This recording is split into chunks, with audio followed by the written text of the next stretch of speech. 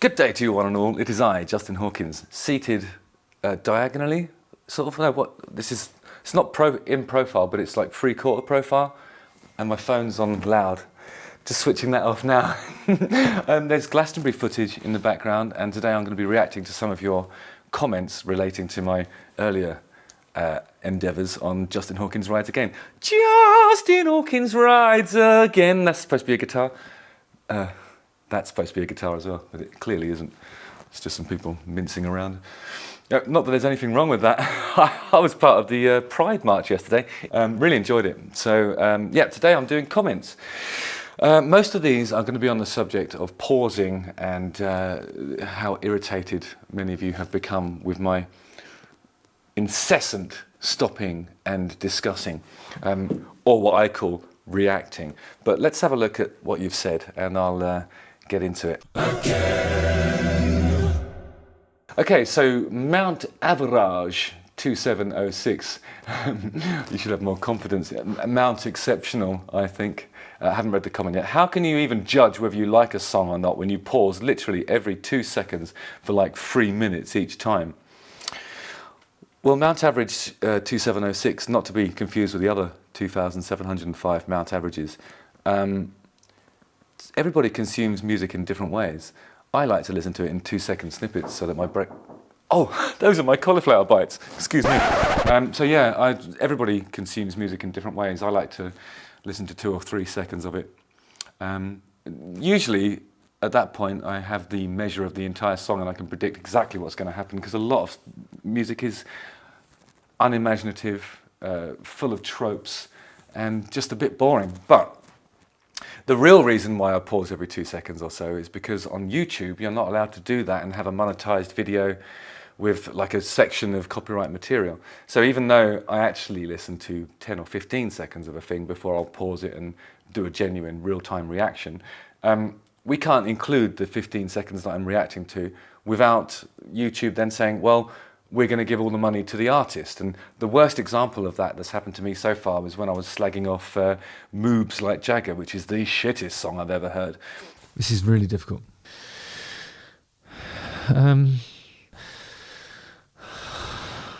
It's shit! Oh no! It's broken me. And then because I used too much of the copyright material in that episode, fucking Maroon 5 are getting paid for me to slag them off. That's not fair.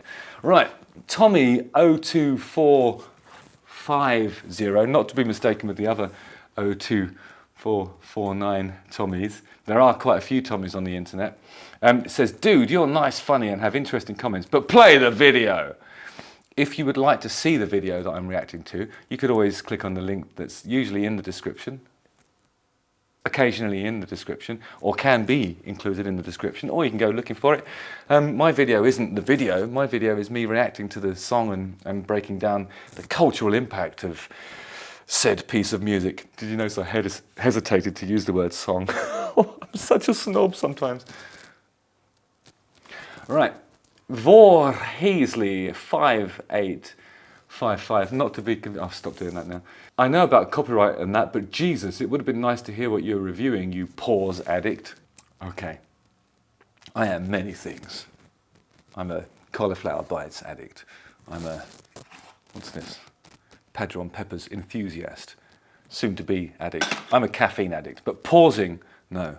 It gives me no pleasure to pause. A lot of the time I have to do that to express something.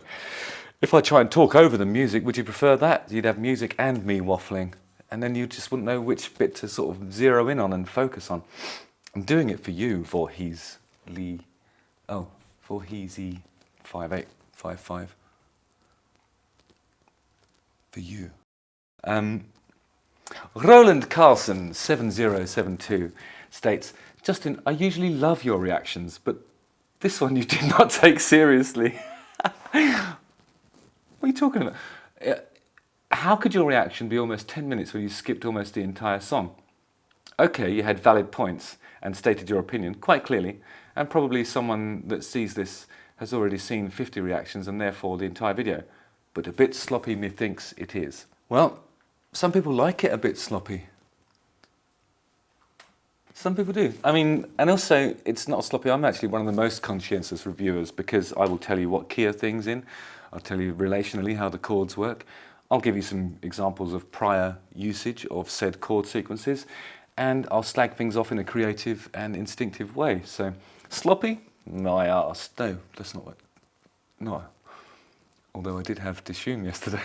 Hello. No, don't put that in. Right, Patrick Ward, 92. Does that mean you were born in 1992, or does it mean that there are 91 other Patrick Wards? I doubt it. That sounds like a unique name to me. Said, be good if he could not stop it every 2 seconds.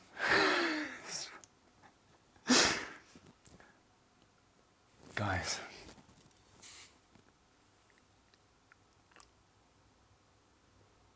I have to do that. We're going to show you what happens if you try and include more copyright material than the 2 seconds that you're referring to.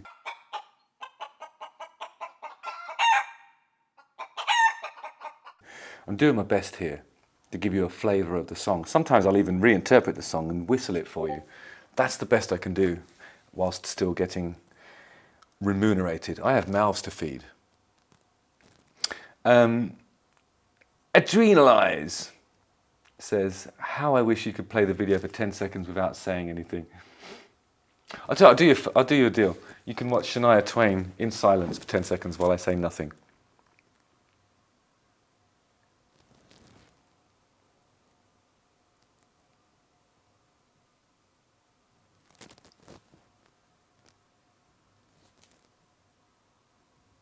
That was more like 12 or 13. How did that feel? I mean, you can imagine what it sounds like. Brilliant. Okay. Ian Mundo says, careful you don't accidentally let us hear the more than 2 seconds of the song before pausing and going off on a tangent. A tangent? Moi? That's actually one of my favourite things about Miss Piggy from Jim Henson's The Muppets, when she says, pretentious, moi. Brilliant, because it is pretentious to use French language in a... What was I on about? Oh, 216 Trixie says, longer than 3 second clip, please. Certainly. Just click the link in the description.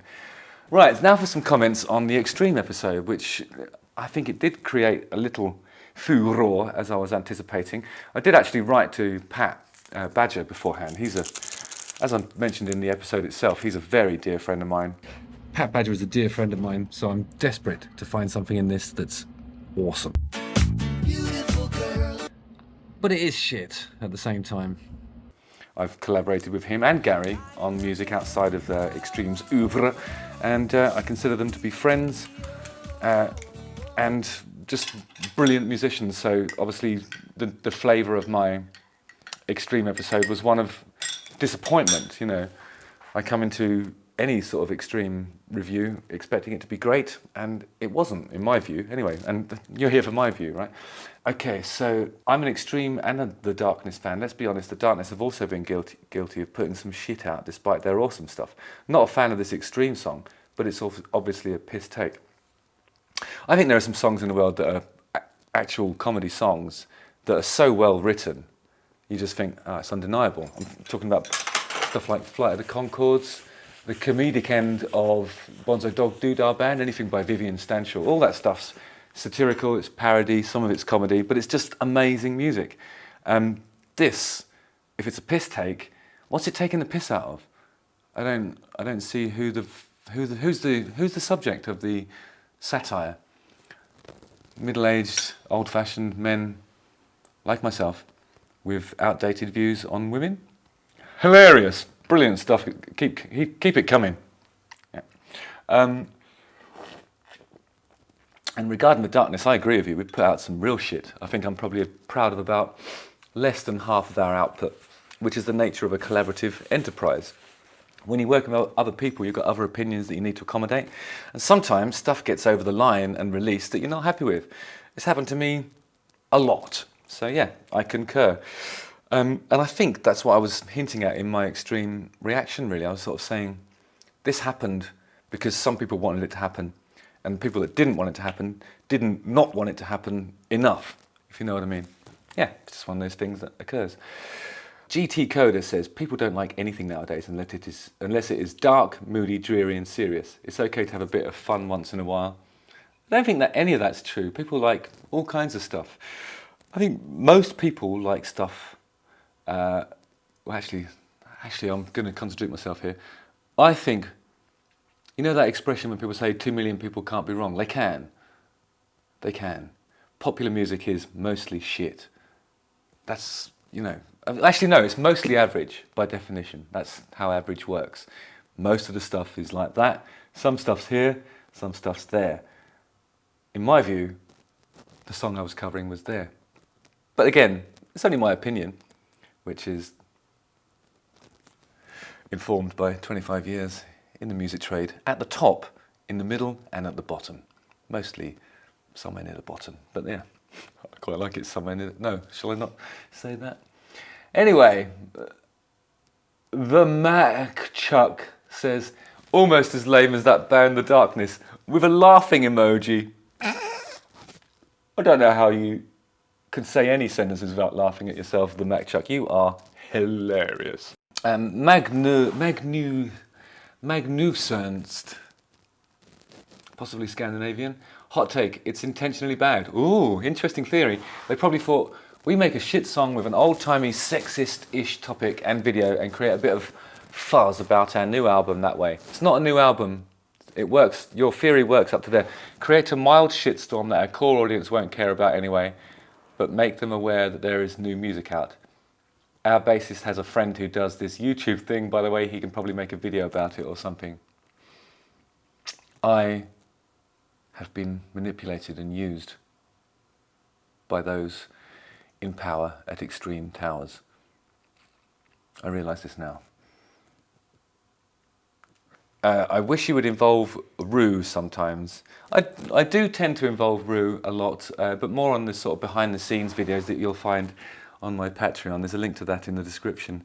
Feel free to join in and witness the BTS, not the Korean boy band, but the behind the scenes, featuring Rufus mostly. This is our idea of a very nice day out. Captain Villian says, when is that whistling guitar single coming out, Justin?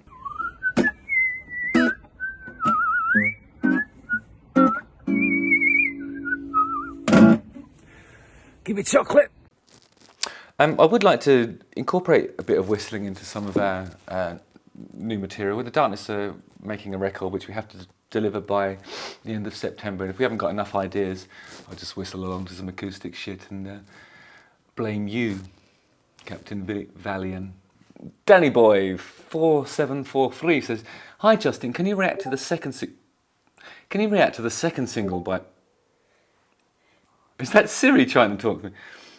Second single by Fontaines for their upcoming album. It's an absolute masterpiece and a step in an interesting direction musically. It's called Favourite and is quickly following its namesake in my heart. Danny Boy, that's a brilliant comment and we'll take your advice and I will react to it in the coming years. No, days, just joking. So thank you so much for all of your brilliant comments. Delighted to react to all of them, positive or negative. I think there's, I think I'm pretty good at taking criticism. I do hate you when you do it, but only momentarily. Most of the time, it's all love. Justin Hawkins rides again, a cappella. Again. And thanks to Shania Twain for providing the backdrop for today's episode. Don't forget to like, subscribe, hit the bell for notifications, watch one of these 2 videos, and look after yourselves.